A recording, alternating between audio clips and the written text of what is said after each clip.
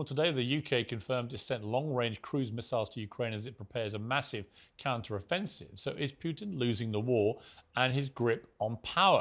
I'm joined by Evgeny Popov, an MP for Putin's United Russia Party and host of the Russian 60 Minutes political news programme. Mr. Popov, thank you very much indeed for joining me. Why is Russia losing this war? Let me correct you, Piers, and thank you for giving me your floor. I'm not a member of any party in Russia. I am in a faction of parliamentary in Russian Duma of United Russia. And of course, I'm for Vladimir Putin, especially right now. Russia is not losing the war. Of course, we can see your plans to make an offense to our territory, to our troops, to some Russian cities inside my country. But we're gonna fight for our security guarantees for Russian people on Donbass, because you told a lot of stories today, but you didn't tell the main story. 7 people have been injured in Horlivka in Donbass. 1 people was killed by Ukrainian bomb in Donetsk today. Many people have been injured in Kherson territory. But you only see and you only cover one side. Hang on. Let me stop you there. The real story, if you want the real story, is that Russia illegally invaded Ukraine, a democratic sovereign country, which is now a democracy. They illegally invaded it over a year ago, assumed it would just run it over in a few days, met extraordinary resistance from the Ukrainian people, and has spent the next year and a bit committing war crimes, acts of utter barbarism against the Ukrainian people, deliberately targeting civilians, targeting maternity hospitals, shelling people in streets, committing mass murder all over Ukraine. That's the real story. That's the real story for you, because you live in the myths, dear Piers. Because I thought you are a reporter and journalist, because we used to live in New York at the same time, and I well remember you on CNN, and you've been great journalist, great interviewer. But let me answer your questions. If you're talking to me about real situation, but I can tell you about real situation. How about Georgia? Yesterday we lifted ban on direct flights between Georgia and Russia. What was the United States response? They told Tbilisi, the real democratic government of a sovereign country, that they can't fly to Russia. Georgians can't fly to Russia. We canceled visa regime with Georgia. What the United States told us, hang on. With respect, you're not talking about what I just explained to you is the real story. Why did Russia illegally invade Ukraine? Why is Russia committing endless war crimes in Ukraine? Why is Russia kidnapping tens of thousands of Ukrainian children and taking them out of the country? Why are you as a country doing all these things? Why is Vladimir Putin behaving like a brazen dictator who thinks he can just seize countries and kill anyone that gets in his way? They're the questions I want you to answer. Do you have any answer? What question you want me to respond first? Why did you illegally invade Ukraine? We didn't invade Ukraine. I can tell you a long story. Well, don't bother with a long story.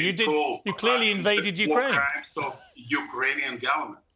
I can tell you a lot of stories which I been seeing by my own eyes on Donbass.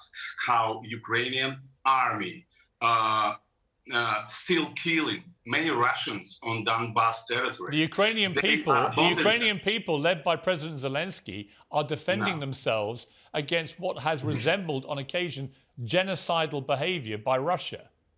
And I don't use that phrase lightly. I went to Bucha, for example, in Kyiv, and saw for myself the scene of the massacre that occurred there. I talked to people who had lost relatives in that massacre. That was a war crime.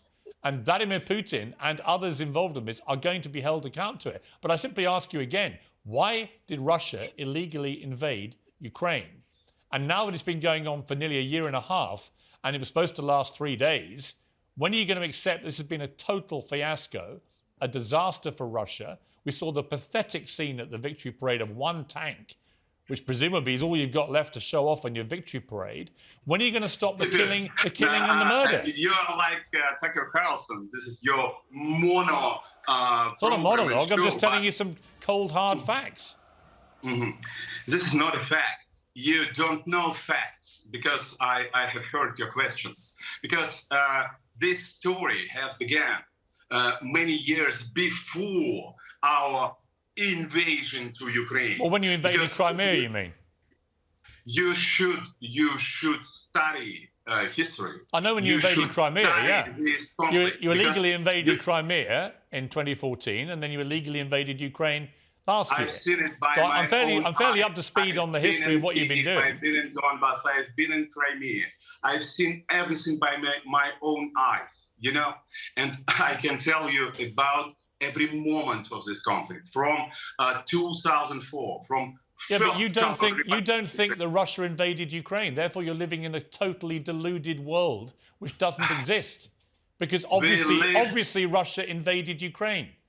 Everybody saw it. The whole world saw it. But you called it a special operation, and the special operation turned out to be a complete disaster, didn't it? And now you're losing, and even the Wagner mercenary group are calling Putin a moron. Can I answer you? Yeah. Can I respond? If you can. Of course I don't can, think it's funny, Mr. Popov. You might. It's not a funny. I don't think the slaughter and the maiming of thousands and thousands of innocent civilians in Ukraine is funny. Sorry, I don't. As Russia can say any word. I, as Russian people, as my state, can say a word. We can't explain what happens because you live in the myths. You live in this Western stereotypes. You should respond on your war crimes. You should give arrest warrants to Tony Blair, to George Bush for Iraq. You should give well, for one, okay, on that, okay, hang on. For what it's worth, I led the campaign in Britain with the Daily Mirror newspaper against the Iraq war. I felt that was... Well, hang on. Let me finish. I thought that was an illegal invasion of a sovereign country, not dissimilar to what we've been seeing in Ukraine from Russia. No. And I'm not afraid, Mr. Popov, to admit that I think my country behaved illegally with that invasion. Are you prepared to admit that your country illegally invaded Ukraine? You're going to send your Prime Minister to behind the bars? You didn't do that. Are you prepared to admit your country illegally invaded Ukraine?